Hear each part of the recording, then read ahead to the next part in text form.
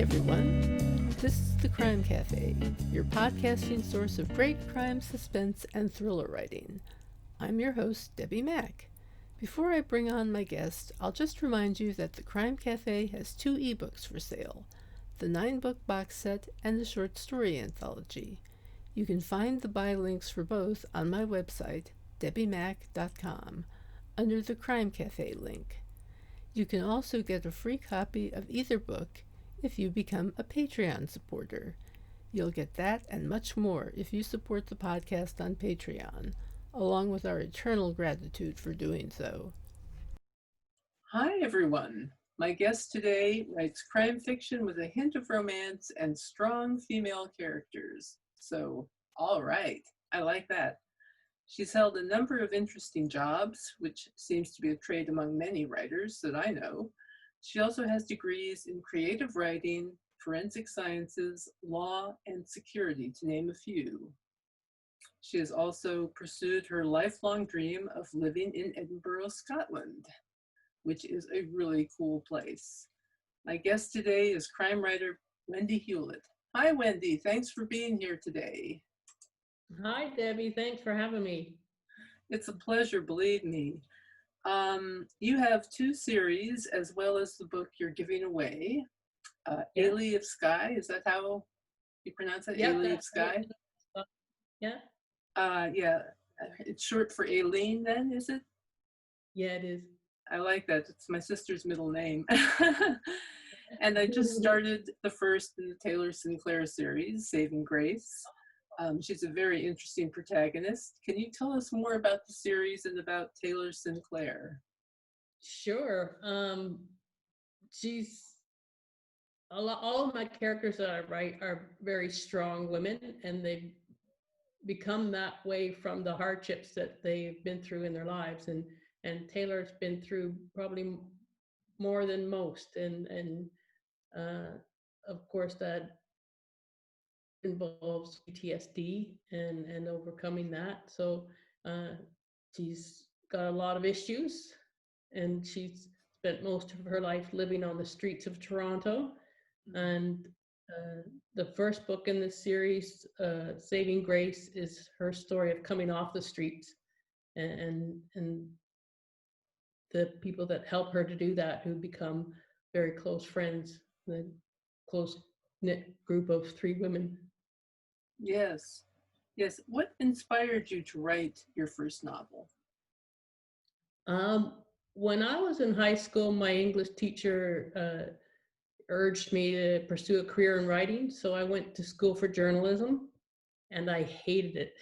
I didn't like it at all. I quit at the end of the first year, and the professor tried to talk me into staying. And I thought at the time it's because the grade average was going to go down because I had the highest marks in the class. But I learned years later that my sister worked with his wife, and apparently he didn't want me to leave because he thought I was very talented, which is a huge compliment. Anyway, I wish someone at the time had said, creative writing, try that, but I didn't. I waited until in 2009, I was laid off from General Motors. I was a security and fire supervisor at General Motors for a lot of years. So when I was laid off, I started doing a lot of reading, and I thought, no, I could write books like these. And that's why I started writing in 2011.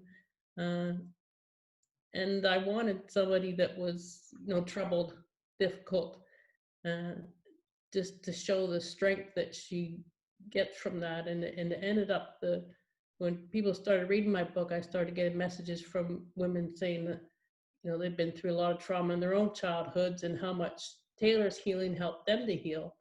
And so that's become, a purpose almost with my books, is helping women to heal and help to empower them. I noticed that in your bio. I thought that was rather remarkable. And do you have a particular kind of demographic in mind when you write? I hate to say reader avatar, but do you think about that as you're writing these books? A little bit, yeah. I think most people do. I basically writing to all women because I know most of them have been through difficulties and struggled. And the way we gain that strength is by overcoming it. And there's a lot of ways we can do that. You're absolutely right about that. Can you give me an idea of Taylor's story arc through the series? I assume that there are stages of improvement as she goes through the series. Her friendship with Gray Rowan, who is an author. The series starts out with a murderer escaping from prison, and he's the man who murdered Taylor's sister 16 years before, and it was Gray Rowan who he had kidnapped and held for several days, who escaped and was responsible for him being captured. So when he escapes, Taylor knows he's going to go after Gray Rowan. He wants her. So she tries to talk to Toronto police, and they're not listening to her. So she decides she's going to go and do something about it herself. And Gray ends up taking her in, and they develop a really close bond over their shared past trauma and what Gray went through and what she knew about Taylor's sister. And it develops from there. A Toronto police detective sergeant gets involved in the case. And then when they capture this guy, there's a little twist. Everybody thinks the end's going to be when this guy is captured, right? But it's only really just the beginning of the story, because Taylor being on the news, her past becomes front and center in the media, and she becomes really harassed by the media a lot. And so she has to deal with that. And there is an investigation into her abuser who comes about from the media attention, right?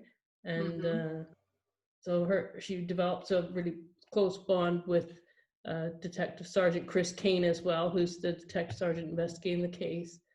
And Chris convinces Taylor to go to police college and come to work with her in the Toronto sex crimes unit with the Toronto police.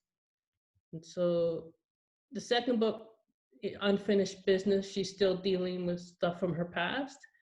But starting with the third book, Ruined, every book is going to be a different case with the Toronto sex crimes unit, with Taylor and Chris working the cases. Fascinating. I love the relationship between Gray and Taylor, by the way.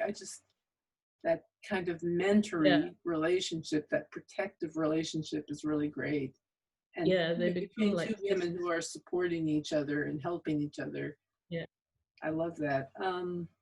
You have some. And Chris ends up doing a lot of that as well, but she's got more of a kind of dark sense of humor and a bit of a potty mouth. Who's this again? Detective Sergeant Chris Kane. Oh, yeah. The potty mouth, yeah. Yeah. She's the cop. She gets to have the potty mouth. I was going to say your credentials are just really amazing. Forensic science, and you've also worked as a counselor for alcoholics and drug addicts.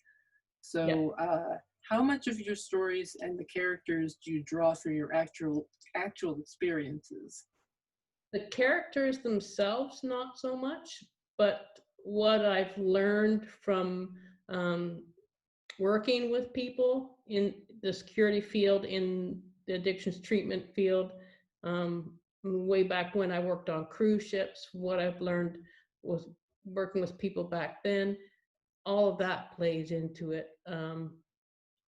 So the characters are not so much from my real life. I don't really make them after someone that I know, but definitely the knowledge that I've gained through my experience, my life experience, helps to build those characters. It certainly must help you understand their motivations and how they would act in certain situations. Definitely. Ailey of Skye, she's a recovering addict, alcoholic. and she travels from Toronto to the Isle of Skye because her grandmother has left her a house there. So she wants to, she's just come out of rehab and she's trying to decide what to do with her life and what to do with this cottage that's been left to her. So she flies over there and she gets a big surprise when she arrives because she has family there. Her brother's living in the house. She gets there and there's a man in the house. And her mother is also still alive, which she didn't know. She thought she died shortly after her birth. So it's an interesting story about overcoming addictions and finding that family love. Very cool. Yeah, that sounds wonderful. Tell us a little about your Solstice Coven series.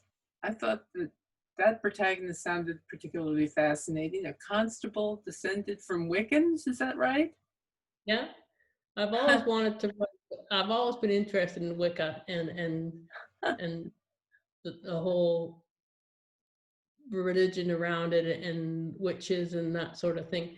So the protagonist in that is the detective constable Raven Bowen, and her mother has just passed away. She works up in a remote area in central Ontario. It's all lakes and trees, cottages, that sort of thing. And when her mother passes away, she hasn't talked to her in over 12 years. They had a big falling out when Raven was 15 and they never spoke again. So shortly after her mother passed away, she's just started a new investigation when a murder victim is found. And her mother starts talking to her from beyond the grave. So she's hearing her mother's voice in her head. So she says, Bonnie says, like, what the heck do I have to do to get you out of my head? And her mother says, find my killer. So it goes from there. It's quite interesting. Her character is gay, which I wanted to do because it's very accepted in the Wiccan religion. So I wanted to show that, where it's a lot of places in the world, it's still taboo.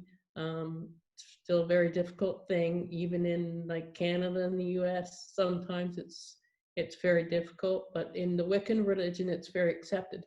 And I thought that was a beautiful thing, so I wanted to make it up. I had no idea, and I think that's fascinating, interesting. Why in particular were you interested in Wicca, just out of curiosity? It's just something I've always been interested in. My mother was psychic, so she used to do a lot of psychic readings and that sort of thing. She wasn't Wicca, but she would meet with groups of women, and some of them were Wiccan, and I just really developed an interest in it. I find it all very fascinating. Interesting. Now, you recently moved from Canada to Scotland. How's that going? Yeah. So far, so good. Well, something I've dreamed of doing for a long time. I was born here in Edinburgh, and the opportunity came at the beginning of this year, just before the coronavirus outbreak happened. And I thought about putting it off till next year, or waiting, see what happens. And then I decided, I'm gonna go for it. With the lull in cases in the UK and in Canada in July there, I thought that, I can get over there now safely. And if there's a second wave or another lockdown, I'll be over there, I'll be fine. So I went for it. I got on a plane at 10 o'clock at night on August the 2nd. So was almost exactly 2 months ago. And then I arrived here on August the 3rd. So we did a 2-week lockdown or self-isolation, which was hard because I was just itching to get out and explore. Looking out a window, it was nice and sunny out there. So once I got out, I've just been walking Edinburgh. I've been doing just basically walking tours all over the city. Portobello Beach.